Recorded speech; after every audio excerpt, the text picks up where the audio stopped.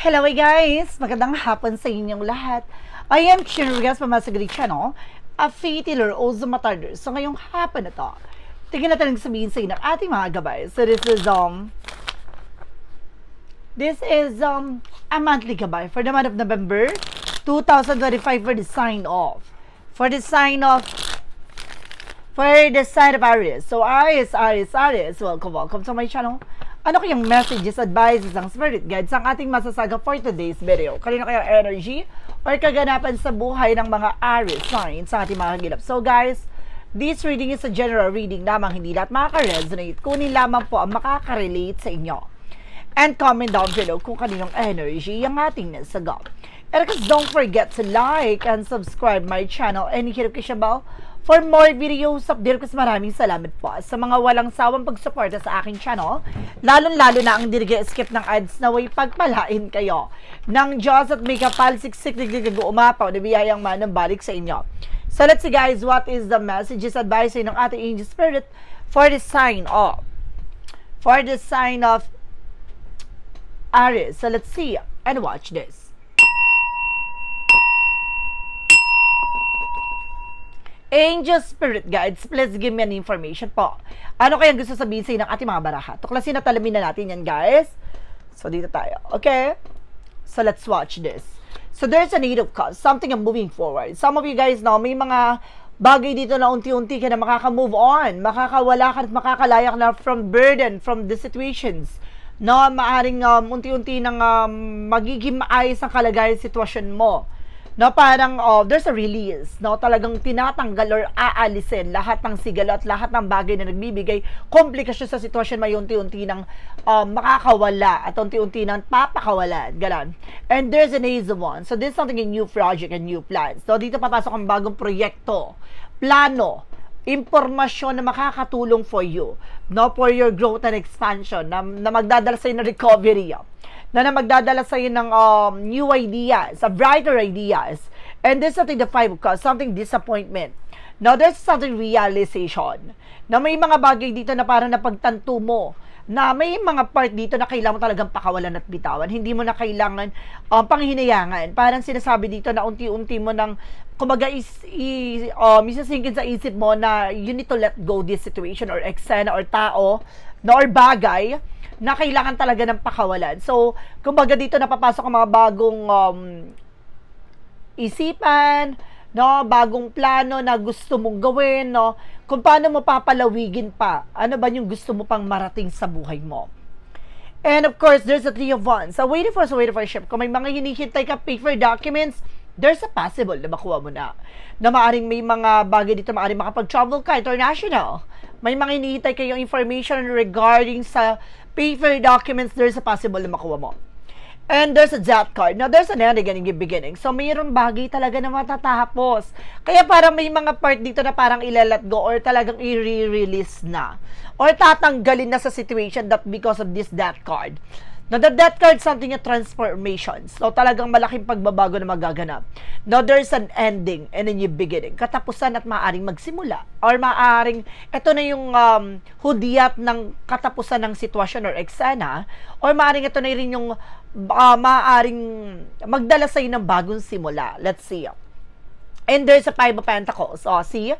Some of you guys, na parang katapusan na talaga siya ng, ng financial loss or financial difficulties. Na maaring matatapos na yung kagipitan dito. Parang sinasabi dito na hindi ka na mapipilayan sa eksena na to. Parang tapos na ang kahirapan mo. Now, there's something for parang a new beginning talaga. There's something, the world. Now, with the Eight of Cups, na makaka-move on na kayo, makakaalis na kayo ha. Makaka-recover na raw kayo talaga dito. Now, kung may bala kayo mag-ibang bansa, there's a possible na makakaalis ka na. Now, there's an Ace of Wands, so represents with the King of Cups. Now, there's something a devoted for the person. Now, baka yung person is very devoted, na maaaring ikaw ay very devoted, supportive. Now, there's something, a man, may lalaki dito na maaaring, kumbaga, very compassion pagdating sa pag-ibig at relasyon. And this is something, the Five of Cups, represents with a Hierophant, for there's something education. So, may mga bagay dito na kailangan mo pakakatandaan. na may mga bagay dito na kailangan mo matutunan. So, kaya kung ayaw mo pagsisihan sa uli, kailangan mong i-clarify sa isip mo na ba talaga yung magiging advantage and disadvantage. Now, the higher fund something in educations. Now, there's something a lesson with a higher fund. Now, there's something na parang naranasan mo, na pagdaanan mo, but there's a 5 of cups na parang panghihinayang or pagsisisi. No, parang kung ayaw mo pagsisihan for the second, third, or time around, na parang sinasabi dito matuto ka na madala ka na, or may mga part dito na kailangan mo tanggapin, na kumbaga part yun ng lessons mo. No? May aral kang bagay na dapat matutunan doon. There's a 3 of Wands, represent with a Knight of Swords. So, this is something success driven. So, bibilis sa takbo ng sitwasyon, makakaalis ka talaga. No, kung may trouble kang hinihintay or kung mayroon kang trouble na inaasahan, there's a possible na makarampa ka na talaga. There's a Death card. Represent with the 2 Pentacles with a balance. Oh, this is something balanced, physically, mentally, emotionally. So, kailangan mo maging balanse dito, ha? Timbangin mo yung bagay na makakatulong sa'yo kasi may bagay talagang kailangan talagang tapusin or may hangganan na talaga. Talagang maaaring magdala sa ito ng balanse at kalmadong sitwasyon. Let's see. What is the 5 of Pentacles? Represent with the Ace of Pentacles. See, I told you. What is the 5 of Pentacles? Something financial loss, a financial crisis, but definitely this is the Ace of Pentacles. Na parang this is something a good energy, na parang pinapakita dito na makaka-recover ka na for financial loss or financial crisis. Talagang malaking opportunities na maaaring pumasok sa'yo. Na maaaring hindi ka naman uling mapipilayan. Parang, kumbaga this is something a freedom for financial difficulty or financial crisis. Ganon. Kumbaga matatapos na yung sigalot pagdating sa finances mo. Now, it's time not to move on. From what? Let's see. Additional messages. With an 8 of Cups across the word card, represent with a 3 of Pentacles for collaborations. No, yung big sabihin nito, mas magiging wise ka na. No, i-let go mo na yung mga dati mo nakasalamuhay, mga dati mo nakasama. No, hindi mo, kumaga, mas ano ka na eh. Mas handa ka na natanggapin yung mga taong darating pa sa buhay mo. No, yung mga taong daragdag sa magiging experience sa buhay mo, ganun. Kumbaga, there's the word, parang mas pinalalawak mo o pinalalawig mo ang kalaman mo at karanasan mo sa lahat ng eksena na to. No, na kumbaga, handa ka ng pakawalan, no, or handa ka ng makalaya, no, sa lahat ng burden na naranasan mo. And there's a 4 of Swords. Kailangan mo na pahinga, guys, nag-o-over fatigue ka. No, there's something in intuitions. No, there's something, a rest, kailangan mo talaga ng pahinga, nag-over-fatigue ka, nahirap ka matulog. Then, of course, there's the 2 of Wands. There's a choices. Pili mo lang ng tama at wasto ang mga bagay na gagawin mo para hindi ka magsisi at hindi ka kumbaga, hindi ka manghinayang sa huli. So, kailangan titignan mo yung brighter side of the situation or lighter side of situations, no? Kumbaga, titignan mo yung advantage and disadvantage. Kung itong bagay na to, gagawin mo ba? Itong bagay na to, kumbaga, umpisahan mo na ba? Itong bagay na to, tatapusin mo na ba? May mga bagay na gano'n na kailangan mong mas maging matalino or witty sa mga desisyon. Let's see. And there's a 6 of Pentacles. So, say, magtutuloy-tuloy talaga about sa finances. A 6 of Pentacles having give and take. No, ibig sabihin dito na maaring magdala sa'yo, no, ng balanse. No, 6 of Pentacles, something balance. No, this the Knight of Swords, something success driven. Na parang bibilis sa takbo ng sitwasyon. No, maaring magsasuccess ka na. And the 3 of Wands, something you're waiting for, so waiting for shift. Kung may mga hinihintay ka dumating, there's a possible darating na. No, maaring ito na yung kabayaran ng mga bagay na hinintay mo, pinagpaguran mo. O kung may mga hinihintay kang magbabayad, maaring magbayad na ng mga utang. No, there's a support din. No, there's a support with an angel spirit na maaaring tinutulungan ka. Ano man yung bagay na hinihintay mo, bumagal man pero ngayon bibilis ang takbo ng sitwasyon. No, ibig sabihin bibilis ang proseso, bibilis ang progreso, na mararamdaman mo na yung pagbabago. And there's something, the Ace of Cups, no? Some of you guys na may nasyegi ditong mahal mo sa buhay. No, maaring namatayan ka ng asawa or maaring cross-watcher out there namatay yung asawa mo. No, at the same time, meron ditong bagong pag-ibig na darating. There's an Ace of Cups. Now, this is something in new love coming in. If kung buhay naman yung asawa mo at buhay naman yung karelasyon mo, maaring ibabalik ulit yung kumbaga, matatapos na yung mga nangyari from the past na maaring mas lalong, parang, ano tayo, na-reboot, no, yung inyong relationship, na parang na-refresh siya, no, baga, this is something restart, no, parang mas lalong, kumbaga, dinilit nyo na yung mga bad memories, yung mga bad eksena, kumbaga, tinatanggap nyo na yung mga flaws nyo sa isa't isa, ganon. Kumbaga, marirenew ang inyong relationship. And this is the four of wands, something celebration coming in. Some of you meron ditong talaga magkakaroon ng celebration and there's a lot of events, no? A gathering. Especially, meron ako nasa-sense dito, guys, na maaring meron ditong business, no? This is something, new business venture, no? Business opportunities. Let's see. Now, pagdating sa outcome, guys, there's the Queen of Pentacles. Not just being practicality, maturity. Now, pagdating sa mga bagay-bagay, pag maging mature ka na mas maging wise at maging matalino ka na sa mga decision. And there's the Queen of Wands, by confident. Mas lalakas ang loob mo. Mas magiging matapang ka na, aalisin mo na yung takot at pangamba mo. There's a Four of Swords, something fear. The Four of Swords, something afraid of, no? No, itong bagay na to parang, this something empowerment, na bibigay lakas ng loob sa'yo at tapang na harapin to. Ano man yung bagay na pupasok sa ideas, information sa utak mo, gagawin mo na siya. Hindi ka na mag-aalinlangan pa. And of course, this is something, guys, with the Six of Cups. Oh, so this is something a past person. So parang may bagay dito na parang pipiliin mo, no? Yung mga taong, kumbaga, may ambag sa buhay mo talaga. No, kumbaga, mas matututo ka ng piliin yung mga taong, kumbaga, iiwan mo or papakawalan mo or, kumbaga, no, may mga tao talaga na kailangan na putulin yung connection. Lalo-lalo na yung negative na tao or toxic na tao. Diba? Kumbaga, itong tao na to, hindi siya makakatulong for your growth and expansion. Itong tao na to, parang, kumbaga, nandyan lang siya pag kailangan ka, ganon. Kumbaga, marami din siya sinasabi against sa'yo. Kumbaga, mas lalo ka natatauhan, no? Mas lalong, kumbaga, nagbubuka sa isip mo na may bagay kang kailangan talagang tuldukan. Or may bagay kang talagang kailangan alisin sa buhay mo. Para makalaya ka, para makahinga ka ng maluwag. Na parang may bagahe kang dala-dala na kailangan mo matuto. Na piliin mo lang yung mga taong i-stay mo sa buhay mo at sa paligid mo at sa sitwasyon mo. And this is something that you of course, no? There's a celebration coming in. Some of you guys, no? Maaaring magtutuloy-tuloy na ang takbo ng sitwasyon mo at magiging maligaya ka na.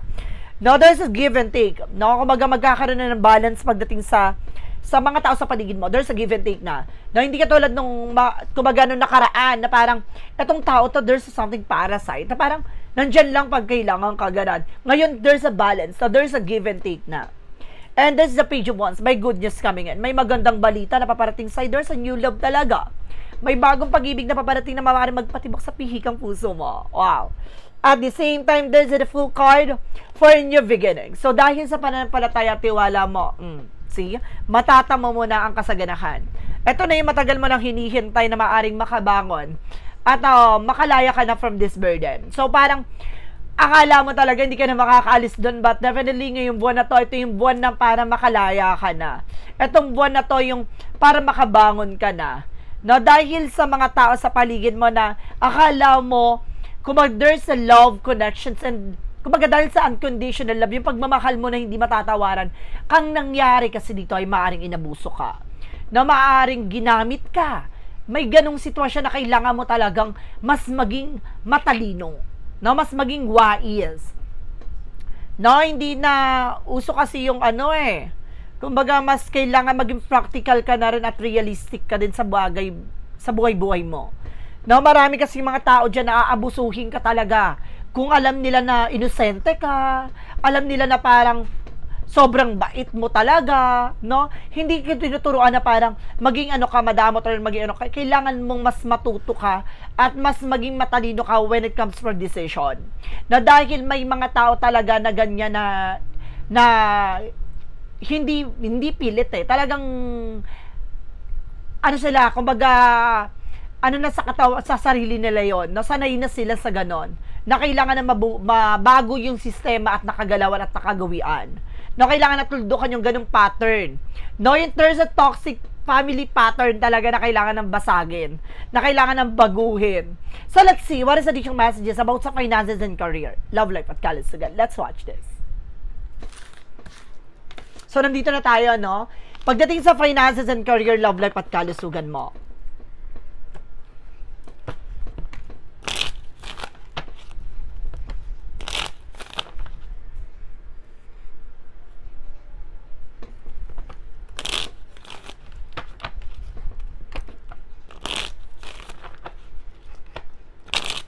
Okay, let's see here.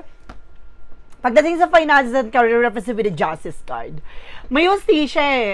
Kumbaga, meron ako na sense dito na naging mabuti ka, yung naging mabait ka, then of course, parang wala ka na pala, walang nangyari. So, there's a possible na iikot yung kapalaran na to, na hindi habang buhay ganun yung situations mo. Na hindi mo man nakikita yung mga bagay na ibinibigay aral sa'yo, pero may bagay kang matututunan sa nangyayari sa'yo eh. Na mas hanggang sa ma-realize mo, mapagtanto mo, hanggang sa mabago yung pattern, yung sitwasyon pagdating sa finances and career mo. Na hanggang sa lahat ng bagay na pinaghirapan mo, mas matututo ka ng i-manage at control yon. At the same time, dun mo makikita yung harvest time. No? Dun mo makikita na na-deserve mo naman na maging masagana at maging maganda buhay. Dahil tapos na yung pagiging martyr mo doon sa sitwasyon na yon. Now, and that's something that's ever so with the sneakiness. Now, pagdating sa finances mo kasi, or sa mga pinaghirapan mo, niloloko ka. There's a seven sword, something lying, cheating. Parang, kumbaga ginamit ka, pinagsinungalingan ka. Kumbaga maraming kasinungalingan talagang ginagawa para lang magbigay ka. No, para lang mag-abot ka. So, hindi sa pagiging madamat ha. Parang sinasabi kasi talaga dito na, kumbaga, grabe kasi abuso sa'yo. Parang yun yung nadedetect ko na grabe yung bigat na dala-dala mo. Let's see. And that's the King of Pentacles. See, ito talaga sinasabi ng baraha. See, the King of Pentacles, something security. No, bagis magiging secure ka na sa pinaghirapan mo. Mas magiging maingat ka na. Mas magiging matalino at wais ka na. Now, you are also provider. And of course, you are also breadwinner. But definitely, ang pagiging breadwinner and of course ang provider, kumbaga there's something limitation, no? Kumbaga hindi yan ginagawang responsibilities, no? Kumbaga itong mga tao na to na dapat mo tinutulungan din nila ang sarili nila. Bagkus ang nangyayari, inaabuso ka. So ang nangyayari, mas lalo sila nagiging tamad, no? Mas lalo silang umaasa sa'yo. So hindi tama, no, ang sistema na maaaring nakakasanayan nyo, na kailangan ng mabago. At the same time, there's a reason of sword with a mental clarity hanggang sa lumiwanag ang isip at utak mo na mas kailangan mong pahalagahan, no, ang iyong sarili at proteksyonan ang iyong katawan at ang iyong pagkatao. Dahil lang nangyayari dito, kung hindi mo papahalaga ng sarili mo, pag ika'y nawalan ng eksena, kawawa ka. So, it's time na para maging mauta ka na kailangan mo mag-invest sa sarili mo.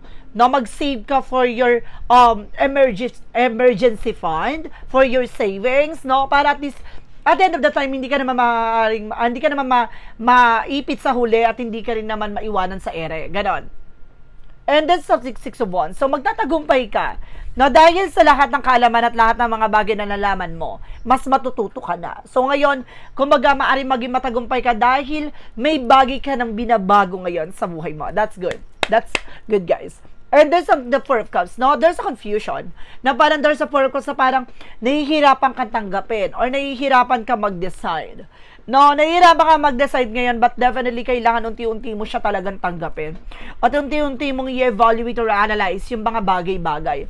No, bago ka tumanggap ng isang offer o bago ka tumanggap ng isang information, alamin mo muna ng sigurado. No? Ngayon kasi parang nagkaroon ka ng doubt. No? Nagkaroon ka ng fear, doubt. No? Sa lahat ng mga sinasabi. So, guys, pagdating sa love life, there's the Devil card. No? May the Devil card dito na maaaring related about sa relasyon. Maaaring there's a toxic relationship.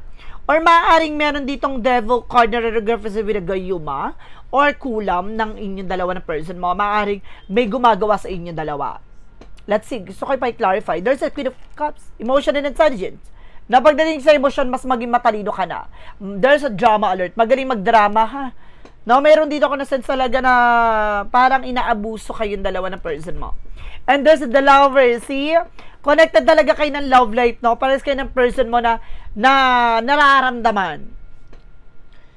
No, may ginagawa talaga sa inyo with the Five of Wands. See, sabi ko na nga ba, there's a complication. So, talagang ginagawan kayo ng hindi maganda. No, maaring kinukulam kayo ng mga taong tinulungan nyo. Very sad. Now, there's something the star card, but definitely there's a healing and recovery. at least ngayon makaka-recover na kayong buwan na to. No, maaring malaman nyo, ngayon ito yung buwan ng parang lahat ng impormasyon ay maaring malantad sa'yo. Maraming bagay na parang magsisink in sa'yo. Ano ba yung kailangan mong gawin? At para may sa katuparan mo to, kailangan mo matuto.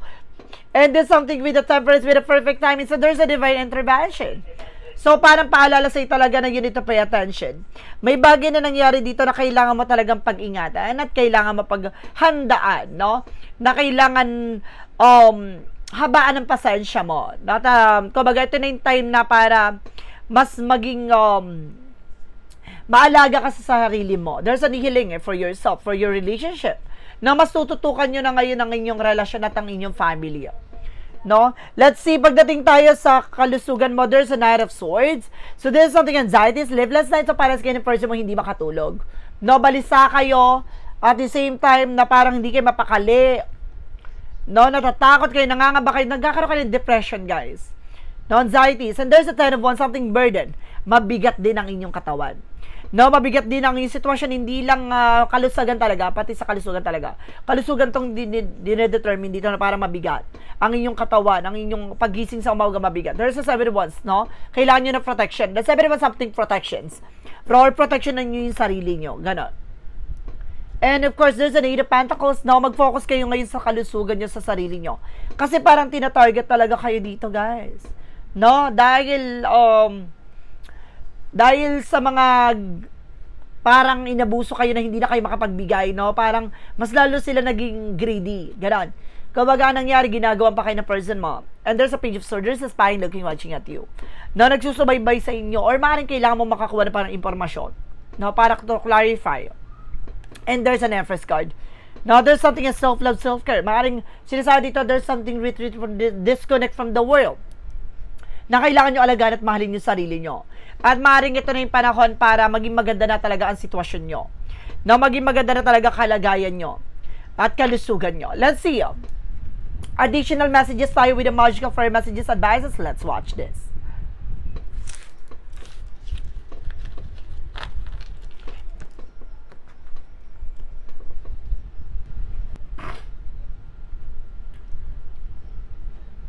Okay, we're back. So, nandito tayo now with the magical fire messages advices for you. With the magical fire messages advices. So, there's a love life. Malaking factor sa reading mo ang love life. So, ngayong buwan na to, no, ay maaaring konektado sa pag-ibig o relasyon talaga ang nangyayari ngayon sa buhay mo o mangyayari ngayon sa buhay mo. And this something gets some exercise. So, kailangan nyo na exercise, guys. No, kinukulan na kayo sa exercise. And there's an ask for what you want. So, kailangan mong lumapit sa universe o magdasal. No? Humingi ng gabay sa ating Panginoon, sa ating mga angel spirit guides. Let's see what is the Yin and Yang Oracle card. For Yin and Yang Oracle card, represent what? Represent, guys, with North Node with a purpose. No, parang binabahagi dito na parang malalaman mo na yung purpose mo sa buhay. So, parang ito yung pinapakita na this time na para makikita mo na yung ano ba talaga yung purpose mo sa sitwasyon na to. And this is something yung limitation and fear. Alisin mo na yung takot at pangamba mo. Alisin mo na yung alinlangan mo dito. Mas magiging matapat, magiging palaban ka na. What is the synchronicities? Represent what? And there's a rise. Oh my God. There's a rise. Rising from the ashes. Na parang ito na yung panahon para mamukadkad, para mabuhay ka muli. Or maaaring this is something parang makakapagsimula ka na muli. No? May bagay na babangon. And there's a bloom at mamumukadkad. May pagbangon at may pagmumukadkad. No? There's a rise and bloom. No?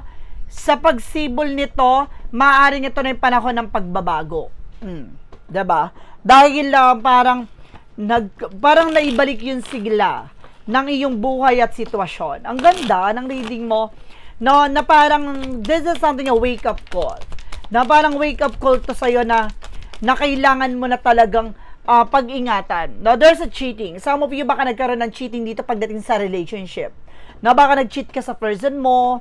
And there's a grief, no, parang there's a no second chances na parang may tinapos na rin na relasyon. No, at the same time, there's a reconciliation. Meron ditong namatay yung asawa mo, nagkaroon ng cheating at namatay yung asawa mo, at ngayon na magkakaroon ka ng reconcile with your ex. No, maaring meron bagay dito na manunumbalik. So, let's see what is Archangel Michael messages. Spend more time outdoors. So, some of you guys, no, kailangan mo talaga ng vacation. No, para ma-refresh ka yung utak mo, ma-refresh. No, para kahit paano, no, maalis yung bigat ng iniisip mo. What is the Jesus loving quote said? You are the light of the world. So, sabi ng ating Panginoon na video, Jesus loving quotes, ikaw yung maaaring nagsisilbing liwanag, no, sa mundo mo o sa sitwasyon mo. Parang ikaw yung magdadala ng kaliwanagan dito. No, nasa sayo yung susi, nasa sayo yung chance na para gumanda na ulit ang kalagayan sitwasyon mo. Kaya, it's time na para buksan yung ilaw na yan. What is an angel's number? 666 with the reflect. Now, there's a reflect with a 666. Several unexpected development will enter your life and impact how you feel. This is a chance to reevaluate your identity. You need a mental shift towards a greater optimism, self-assurance, and trust. Put your faith into your gut and inner voice. Pay attention to your feelings and use them to help you become a better person. See? Kumbaga, lahat ng bagay na gagawin magre-reflect sa'yo. So, kailangan, kumbaga, ito yung bagay na hindi mo inakala magde-develop sa sarili mo, matatauhan ka pala. Na itong bagay na ito yung malaking magbabago na maaaring magdala sa'yo, ito yung impact no? Na para magdadala sa'yo ng malaking pagbayo ng pagbabago sa buhay mo. Para mararamdaman mo na to na para mas mamahalin na talaga mo na yung sarili mo at papahalagahan mo na ang lahat ng bagay na gagawin mo at iisipin mo. No, magtitiwala ka na sa sarili mo, lahat ng bagay na mararamdaman mo ay or mga bagay na kumbaga magbibigay ng intuition and vision sa iyo ay maaring susundin mo na. At ito ang bagay na to ang maghuhubog sa iyo to become a better version of yourself. What is the Money Move Oracle deck? And there's a love life. Talagang there's a double clarification talaga, guys. No, sa reading mo, malaking factor ngayong buwan na to ay tungkol sa relasyon at pag-ibig. No, meron tungkol sa pag-ibig at pagmamahal na may bagay na hinahanap mo. No, maaring hinahanap mong mahalin ka or kamahal-mahal ka ba? Ganon. And there's a shadow work of vision what? From the shadow work of vision what? And there's a relentless craving, consumer-eating habit. Addiction is a prison disguise of freedom. So, ibig sabihin dito, parang I feel something bisyo. Alisin mo yung mga bagay na hindi nakakatulong sa situations mo. Kung hindi man to luho, bisyo, yung bad habits, no? Yung mga nakasanayan mo. Yung mga bagay na wala naman natutulong sa'yo. Hindi nagsiserve sa'yo. Clarifying for a love situation.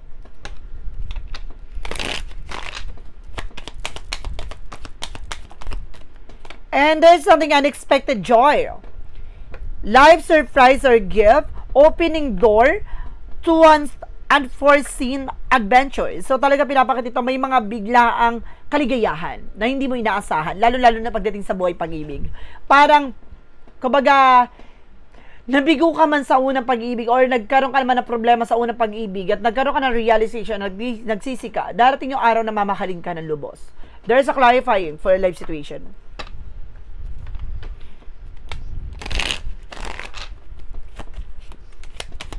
Clarifying for a life situation. So, there's something you plan wisely. So, kung magpaplano ka, no, maging wise ka. No, yung paplanuhin mo, siguraduhin mong alam mo yung magiging kahihinatan or kalalabasan. No, lagi mong titignan yung brighter side of the situation. What lies beneath when you hit the future? From what lies beneath when you hit the future represents with a toxic. Diba? Sa buhay mo, punong-puno na toxic. Hindi lang sa family, hindi lang sa environment, hindi lang sa friend, kundi din sa love life. Ito yung pinaka-hidden agenda, there's a toxic. No, may negative talaga na maaaring nag-i-stay sa situation mo kaya hindi ka makarecover at makalis doon. There's a part of the light, reason what?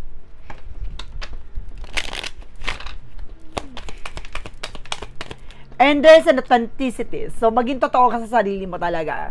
Now, I embrace my authentic self. Free from that need for approval or a validation. I express my truth openly and encouragingly, knowing that my authenticity is my greatest gift. Through being true to myself, I inspire others to do the same. So, kumbaga, mas magiging totoo ka na sa sarili mo para gusto mo ipakita sa kanila na, kumbaga, sa pagiging totoo mo at pagiging kumbaga, pagmamahal mo sa sarili mo, no? Parang natutunan mo dito na walang ibang tutulong sa'yo kundi ang sarili mo. Nasa likod ng mga bagay na to, gusto mong makita nila na ganun din dapat ang ginagawa nila, no? Like you, na parang sa likod ng mga nangyari, no? Parang mas tinitignan mo yung lighter side of situation, no? Kahit na ganun sila, no? At ganun yung ginawa sa'yo, no, hindi para gamanti ka or kumbaga awayin mo sila, bagkos kumbaga mas binigyan mo ng space yung sarili, mas maging totoo ka sa sarili mo na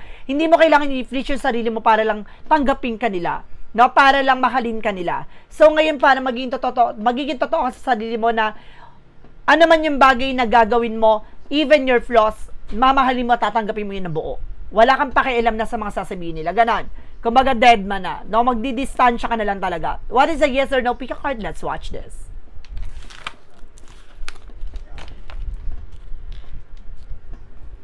Okay, with a yes or no, pick a card, guys. So, before anything else, guys, no, pick a card, yes or no. Kung bago ka sa channel ko, ang pick a card, yes or no, pwede ka magtanong. Isang tanong, isang sagot. Mag-iisip ka ng tanong at pipili ka na magiging sagot within 1, 2, or 3. Then, of course, kapag nakapag-isip ka na ng tanong at nakapili ka na ng number, please comment down below. At the same time, maraming salamat po sa mga nag-share ng aking videos sa mga uri ng social media platforms. Maraming salamat po.